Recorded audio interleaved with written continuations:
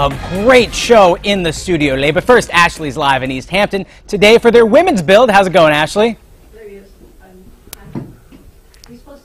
Thank you, Seth. It is such a privilege to be back here. I'm at the Pioneer Valley Habitat for Humanity's Women's Build on East Street in Easthampton.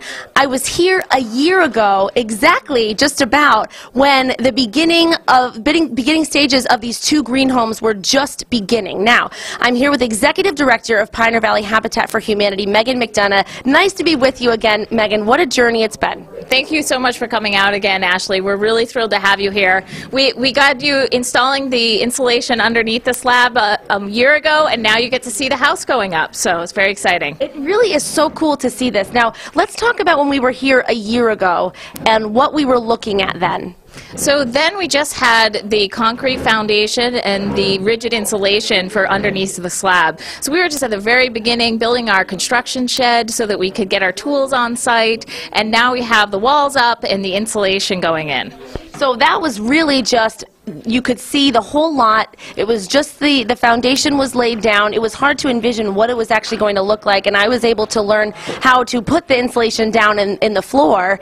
And so now that was July 25th. Here we are, it's July 23rd, and I was able to come here and visit during your super insulation installation. Tell us about that, the women's build that happened 3 weeks ago. Well, so we partnered with Beyond Green Construction and Energia of Holyoke. They're two insulation companies that volunteered their time to show women volunteers how to put cellulose insulation in the wall. Cellulose is a great insulation for working on existing houses and new construction. So we actually got to see that, all the women, it was women and men working together, filling the walls with insulation, and there was a lot of insulation here. There was. We put 700 25-pound bags of insulation in these walls. So it's a tremendous amount of material to move from a truck into a machine that has a hose that pushes the insulation under pressure so that it stays in the walls and won't settle over time. So that's what happened then. 3 weeks later now, here we are in the home. Now, last year when we stood here, we were in the sunshine. We're in shade today. What is taking place around us right now, Megan? Well, you can already tell how much cooler it is in here with all the insulation. But right now we're preparing for the drywall. Another wonderful partner, Professional Drywall Contractors, is going to hang our drywall. But before we can do that, we've got to make sure that we've got the insulation ready, we've done the blocking and trimming so that they have a flat surface in which to hang the drywall. So everyone's working hard, men and women, but the call here is for women because you want to encourage women to know that they can do this too, learn construction skills, and be a part of something so great. Yeah, less than 10% of people in the trades construction are women, but here at the Habitat for Humanity site, we've gotten it up around 70%. So we're really encouraging women to be a part of the construction process, to learn new skills or to practice their existing skills and share them with other people.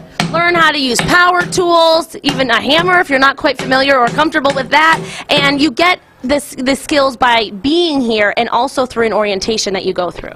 Yep, first volunteers always have to show up for an orientation. That way they know when and how to sign up. They sign a liability waiver. They get oriented to the whole habitat process. And then they get to come and volunteer alongside with the future homeowners. And then I just want to mention, too, what is so special, I mean, aside from it being built solely by volunteers and the wonderful energy that is in this home at all times, but also what's so special about these two green homes?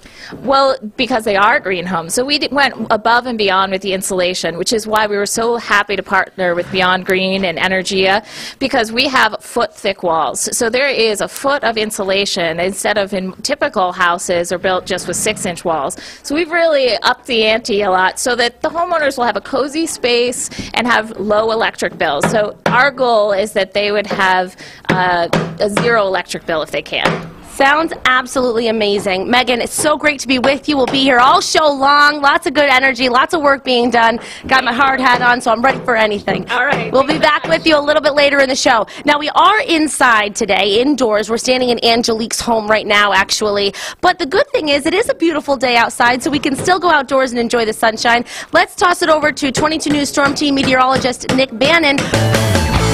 Welcome back to Mass Appeal. I'm Ashley Cole. I'm live on East Street in Easthampton at the Pioneer Valley Habitat for Humanity's Women's Build, going strong. We're actually inside right now, when last year we were still standing outside with no walls up. Joining me now are two of many people who have helped to build this home. Here with me we have MJ Adams and Leah Supernaut, and they are volunteers, and you are so crucial to making this all happen. MJ, what got you involved with Habitat? Well, I got involved with Habitat here about in 2001, where I was hired to be the first executive director.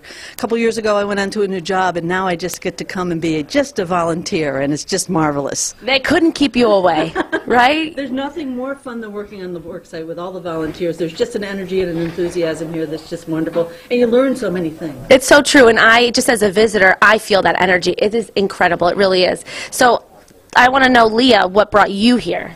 Kind of the same thing. I wasn't the executive director, but you know, just the camaraderie and learning how to do different things, and you know, home building process. It's a great thing. So you came here really. You wanted to learn how to do some building skills, some construction skills that you didn't know before. Right. Correct. And then, surprise, surprise, when you came here, what is it that you found that you didn't necessarily expect? Amazing friendships. Really, people that I know I'm going to know for a long time. It's going to be great. Now, I want to know something that you've learned in terms of building that you didn't know before. This morning, Anytime in your journey with Habitat. I learned that I'm still young enough to climb up on a board and stay balanced and not hurt myself or the person that I'm working with. Now, what about you, Leah? I've learned a lot about like this process of this kind of house, which is really different than your traditional home building. So that's been a big plus for me. Yeah, so I mean, not only things that you could apply to your life, but just to learn more about how these homes are built, which is really intriguing. Now, becoming a volunteer is very simple. It doesn't take a lot, and you get a lot more out of it, I think, than you give from talking to you ladies. Absolutely. It's so easy to go online and to sign up and to go to a quick little orientation where we teach you a little bit about safety so you don't hurt yourself or others on the site. Then you come here, and we assume that people come here with absolutely no skill.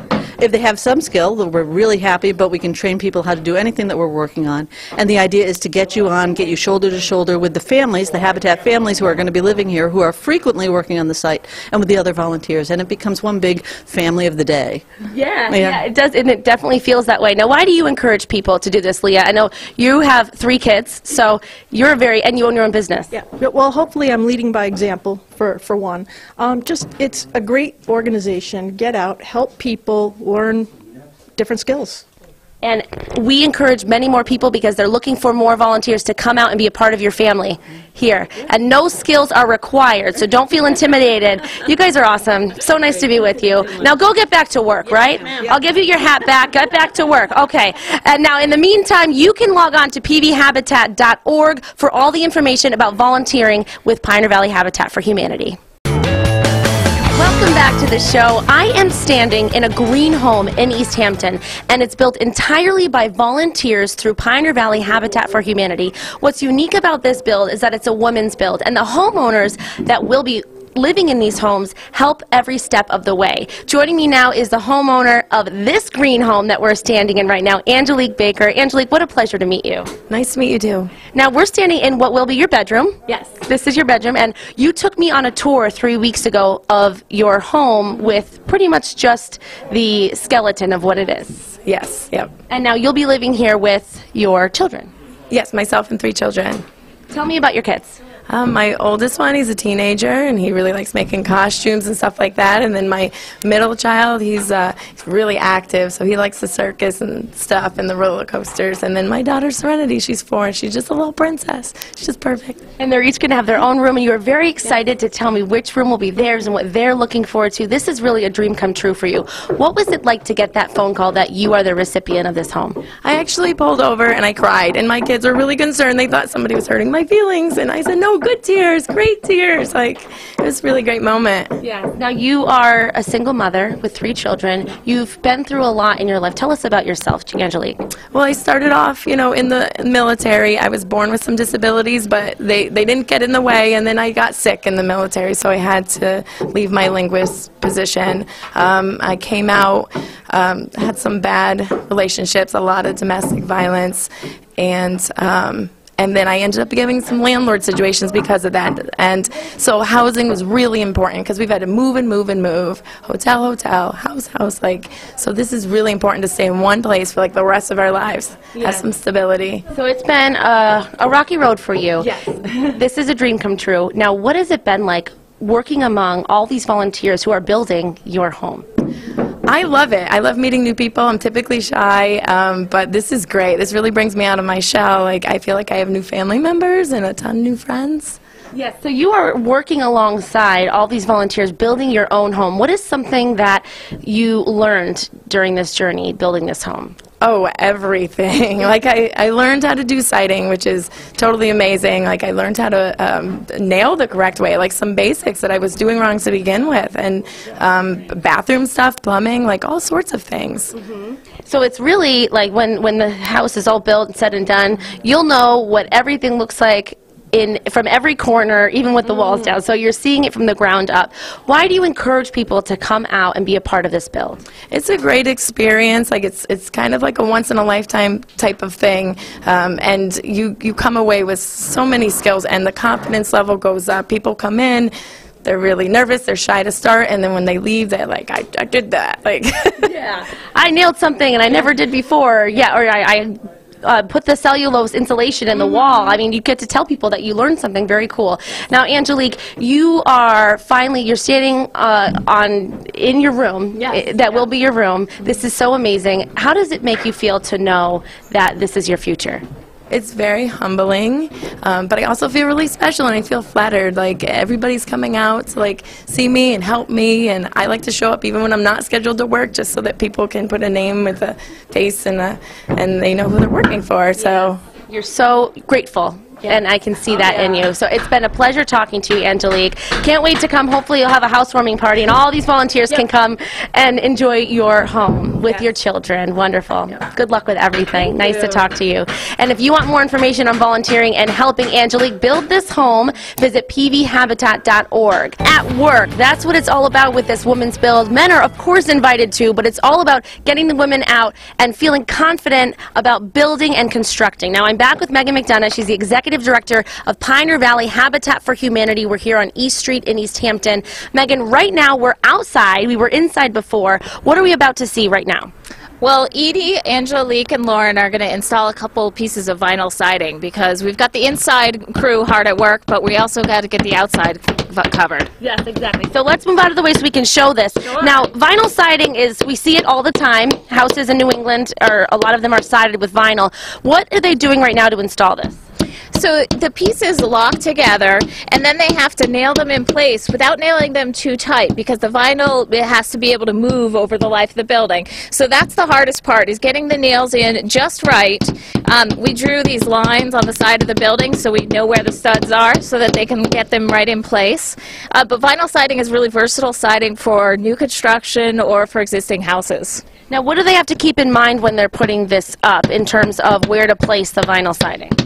So one of the things they're doing is the vinyl siding seams are going to be staggered so that way we don't get any water behind there and it can drip down more easily. So the next piece that they're going to hang right now is shorter than the last one so that it's a staggered seam. So it hooks right on there. So this is just one of, I would say, thousands of things you can learn here on site, at any habitat site, about building a home. Now, Megan, you have a demonstration here, or an example of how not to install vinyl siding. So you learn both how to do it and how not to do it. So one of our volunteers puts this together, and it shows how to not put the nails in. So this first one is on the edge, so it's not in the middle of this space where you want to be able to see it.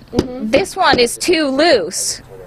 So you can't, you can see the top of the nail has too much of a gap. Too much, right. And then these three are examples of where it's too tight, where the nail is pushing this down and this vinyl siding can't move at all. So, you know, this is a good sort of visual learning tool. And you get really, really good experience here because you are all so, I mean, the people that are here overseeing are helping you do it the right way, pay attention to detail so that you're learning it the best way possible. Absolutely. That's how we like it here at Habitat. People can learn with hands-on tools. And there are still many, many, many more things to do on these 2 green homes, so you are still calling more volunteers. And the first step is always to go to an orientation. So anyone who's interested in helping out should go to pvhabitat.org, sign up for a volunteer orientation, and then we can get them out here on the construction site. Now, Megan, people at home may be wondering, how often do I need to volunteer? Do I have to commit to something? And how do I know when I go out to volunteer? So we have a calendar on our website, the same calendar you're going to use to sign up for the volunteer orientation, that says which days we'll be building on the construction site. That way you can plan your weekends ahead of time and sign up in advance. We usually build right now every Thursday, Saturday, and Sunday. And this is something that you can be a part of. We just saw Angelique, Edie, and Lauren, and Angelique's one of the homeowners, so she's out here building too, and then every time you drive by you can know that you had a hand in building this. Now, Megan, there's the next phase of construction inside is going to be hanging the drywall. So today what they're doing is prepping for that. And we're really, really grateful to have professional drywall contractors willing to come out and donate their time and really make a professional job out of hanging the drywall. And then afterwards, all volunteers will have to do all the trim around the windows, the doors, hang the interior doors, start installing cabinets. There's still a lot to do. A lot to do. So they need you to come on out and volunteer.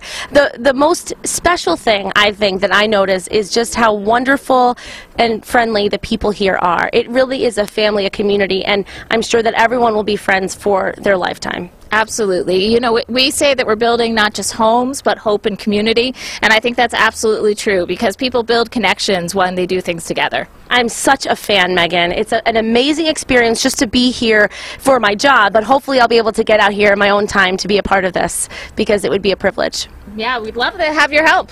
Yes, and you guys are so fun. I feel like we're all family now. Thanks, Megan. So nice to be with you. And again, volunteer, visit pvhabitat.org for all of the information. They hope to see your face here. But for now, Seth is in Studio 1A to talk all about our Pet of the Week.